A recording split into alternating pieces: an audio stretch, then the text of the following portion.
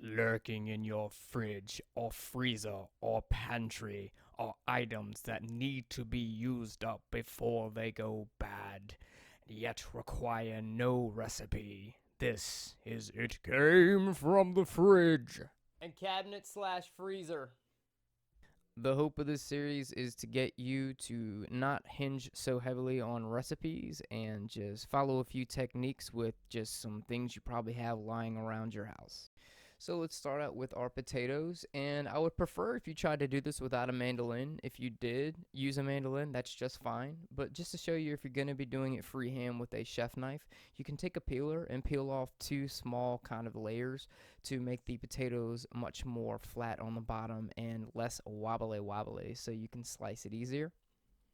And with our non-knife hand, we're going to put our thumb on the back end of the potato, and our fingers will walk or slide back, and you want the knife to be resting on those first knuckles above your fingernails. And with our knife hand, with the pinch grip, we're going to go from the tip end to the handle end, using as much of that knife as we can. And do this until you feel uncomfortable with how wobbly the potato is getting. That's the best way I can describe it.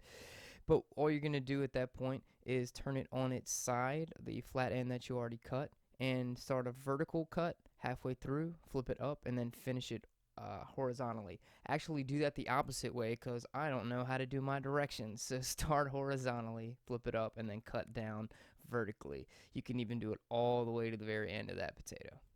I recommend cutting it about the thickness of 2 nickels, because that's the stupidest way I could explain a width for you, but hopefully the easiest way for you to understand. And whenever you're cooking or using potatoes, in between the point in which they're cooking and you're cutting, you always want them to be in water so they do not turn that brown color, and this also keeps them from drying out. And again, in lieu of recipes, I did about a cup of heavy cream. I put in about a half stick of butter.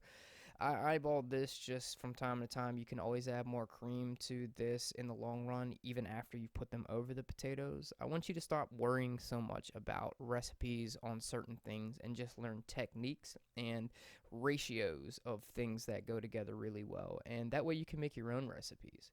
Oh, I also added some thyme too. I forgot about that. Thank God I watch this video when I do voiceovers. Now we only need to bring that cream up to a slight boil and then take it off.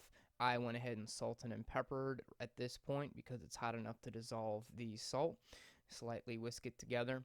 And now we're ready to put them over top of the potatoes. But first, we must stack our potatoes. Now you can go ahead and buy like a ring mold set and cut these to a perfect circle. But I found that a lot of times if you just kind of take a half of a potato, it'll fit pretty snug and just fine inside of a silicone or paper cup. And the smaller goes to the top, so the width works out. But occasionally I have to clip off just a small piece on the bigger guys to make them fit. And now we transfer these to a muffin tin and cover them with our cream and butter mixture.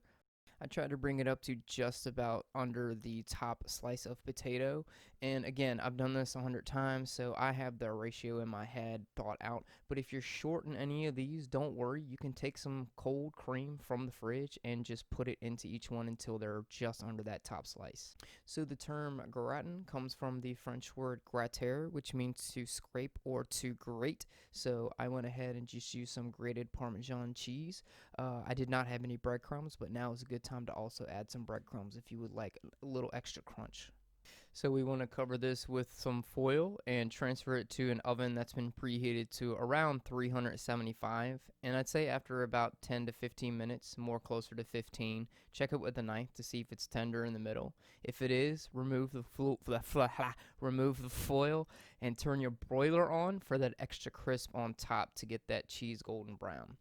And we just paired ours with some asparagus and a chicken dish. So let's move towards less recipes and more just experimenting and fun with techniques.